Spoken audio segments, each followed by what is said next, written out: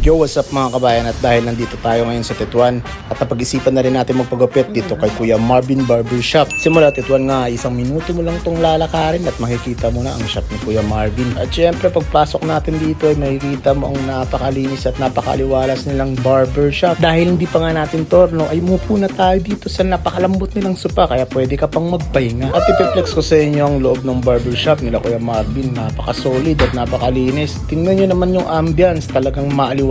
Kung gusto nyo makita ang schedule na Kuya Marvin ay nandito, screenshot nyo na lang. At pagtapos nyan kay kabayan, syempre tayo nang sunod. Finally, it's my turn, kaya umupo na tayo sa mahiwagang upuan ni Boss Carlo Nazareno. Kung hindi nyo nga naitatanong ay si Boss Carlo ang nagugupit sa mga celebrity yung pumupunta rito sa Madrid, Espanya. Kaya sobrang lupit nito pagdating sa gupitan. At kung gusto nyo siyang kontakin at i-follow sa Facebook, i-flex ko rito sa video ang kanyang Facebook page. Kaya kung gusto mo ng malupitang gupit at gusto mo magbago ang iyong buhay, si Boss Carlos nang bahala sa iyong tagumpay. At bago matapos ang video na to ay i-flex ni Boss Carlos Nazareno ang gawa niya. Kaya Boss Carlos, roll in mo na yan.